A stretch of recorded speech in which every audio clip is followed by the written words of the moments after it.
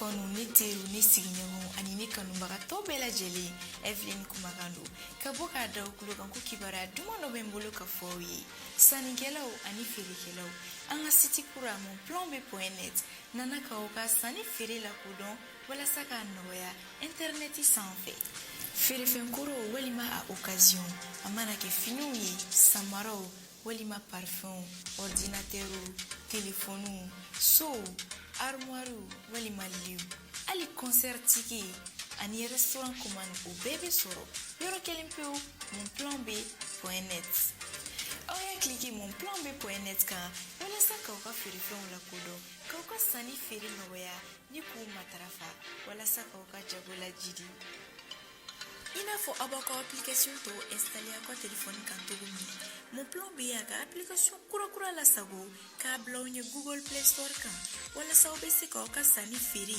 ani aw ka dɔgɔkun tɔnɔ kɔlɔsi lakana ani hakilisigi kɔnɔ.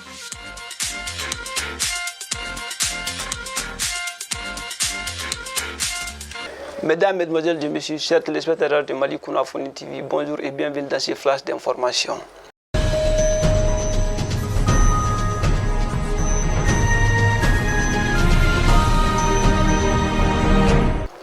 Le président de la transition malienne Bandao était en visite au Burkina Faso le samedi dernier. Avec son homologue Roch Marc Christian Kaboré, ils ont eu des échanges autour de la situation sécuritaire et la coopération au sein du G5 Sahel, dont le sommet du G5 qui s'ouvre aujourd'hui en N'Djamena au Tchad. Selon le chef de la diplomatie burkinabé, Alpha Mbari, le sommet de N'Djamena sera l'occasion pour les chefs d'État du Sahel de renouveler leur appel à la mise à disposition des moyens au service de la force du G5 afin que les pays puissent prendre en main leur propre sécurité.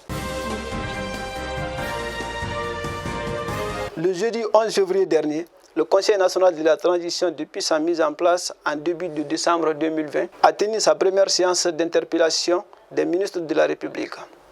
3 ministres, dont celui de l'Éducation nationale, Doulaye Konaté, celui des Affaires foncières, de l'Urbanisme et de l'Habitat, Dionké Diarra, et Madame le ministre de la Santé et du Développement social, Madame Soumaré, Dr Fanta Sibi, étaient à la barre pour se défendre face aux questions des membres du Conseil national de la transition. La protection de l'environnement scolaire contre la Covid, la démolition de certaines habitations de la zone aéroportuaire de Bamako chez nous, étaient entre autres au centre du débat questions-réponses. Le sommet du G5 Sahel s'ouvre aujourd'hui en N'Djamena pour 2 jours de travaux. Les chefs d'État du Mali, de la Mauritanie, du Burkina, du Niger et celui du Tchad vont prendre part à ce sommet du G5 Sahel en compagnie de leur homologue français Emmanuel Macron qui depuis la France va participer en vidéoconférence. Les chefs d'État vont faire le bilan de l'état de la lutte contre l'État islamique et le terrorisme au Grand Sahara depuis la tenue du sommet de Pau d'il y a 13 mois. Selon une source proche de l'Élysée, Paris souhaiterait accentuer la pression sur le groupe salafiste de l'islam et des musulmans, dirigé par Iyad Ag-Ghali, et sur la Katiba de Massina d'Amadou Koufa. Notons que demain, mercredi 16 février 2021, la coalition des partenaires internationaux pour le Sahel vont à leur tour se réunir autour de la même situation sécuritaire au Sahel. Au cours d'une conférence de presse, les membres du Conseil national de la société civile ont dénoncé le manque d'inclusivité quant à la formation du Conseil national de la transition. Selon Bourema Alay, président du Conseil national de la société civile, il faut une recomposition de l'organe législatif qu'est le Conseil national de la transition. Cette recommandation, ont-ils dit, répond au respect des dispositions de la charte de la transition relative à la répartition des sièges au CNT entre les acteurs. À l'occasion du renouvellement des bureaux de l'Association des élèves et étudiants du Mali, AEM, dans les différents lycées et établissements secondaires du district de Bamako, on a malheureusement assisté à des affrontements entre bandes qui étaient opposées à la présence de l'AEM dans certaines communes de Bamako. En effet, au lycée Mamadou Sarr, en commune 4, ces affrontements ont fait des blessés, des dégâts matériels et des vols d'engins et d'autres matériels, dont 30 motos. Le secrétaire général de l'AEM a promis de tout mettre en œuvre pour que les auteurs de ces actes soient retrouvés et punis. Lors d'un entretien accordé à la France 24, l'imam Mahmoud Diko a laissé entendre que la situation au Mali ne peut pas perdurer. Dans cet entretien, l'imam Diko estime que le tissu social est abîmé et les forces politiques sont dispersées. L'imam en a profité pour lancer un appel à l'unité des Maliens. Il recommande pour cela la tenue d'un dialogue national. L'imam Mamadou Diko a dit lors de cet entretien à la France 24 craindre que la tenue d'élections dans des conditions de division ne conduise le pays à une impasse. Le coup d'État contre l'ancien président Ibrahim Boubacar Keïta n'a pas amené la nécessaire réconciliation entre l'armée et le peuple, a-t-il dit. Se prononçant sur la situation d'insécurité face aux djihadistes, l'imam Diko a estimé que le bon sens oblige à rechercher une solution de dialogue avec les leaders djihadistes Amadou Koufa et Iyad Ag-Ghali.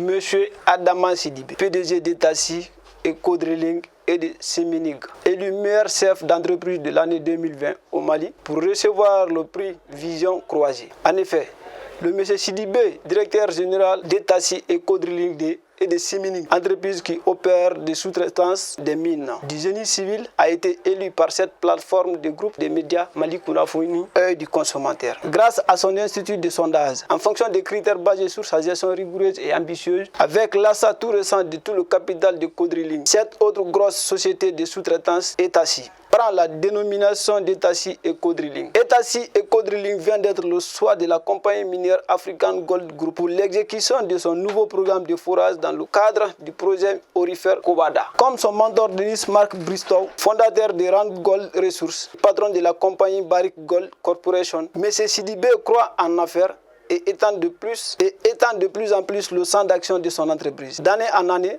et se positionne désormais comme étant une puissante compagnie qui contribue au développement économique, social et culturel, tout en jouant un grand rôle dans la création de l'emploi dans notre pays. C'est donc au regard de tout cela qu'il a été élu comme étant le meilleur chef d'entreprise des 10 dernières années au Mali. Selon les initiateurs du prix Vision Croisée, les préparations sont en cours pour la cérémonie de remise du prix à Adama Sidibé, PDG d'Etassi et Codreling. À 50 ans, l'avocat britannique Karim Khan a été élu comme prochain procureur général de la Cour pénale internationale. En effet, face à 3 autres candidats, les pays membres de la Cour pénale internationale ont élu Karim Khan pour succéder à la Gambienne Fatou Bensouda. Spécialiste des droits humains, le prochain procureur général de la CPI a récemment dirigé une enquête spéciale de l'ONU sur les crimes du groupe État islamique. Aux États-Unis, l'ex-président américain Donald Trump a été acquitté comme lors de son premier procès en destitution. Le Sénat n'a pas réuni les voix qu'il fallait pour le condamner. En effet, 57 sénateurs ont voté pour un verdict de culpabilité et 43 contre. La majorité des deux tueurs nécessaires à la condamnation n'a donc pas été atteinte. Ce procès du Sénat avait été demandé par les procureurs démocrates afin de condamner Donald Trump pour incitation à l'insurrection à la suite des émeutiers lors de l'assaut meurtrier du Capitole. Selon le média Mundo Deportivo, pour ses 36 ans, l'attaquant de la Juventus Cristiano Ronaldo s'est offert une voiture de course hallucinante estimée à près de 8 millions d'euros. Notons que le célèbre attaquant Ronaldo est un ambassadeur du prestigieux constructeur automobile. Mesdames, Mesdemoiselles et Messieurs, c'était tout pour ce flash d'information. Merci de l'avoir suivi et à la prochaine.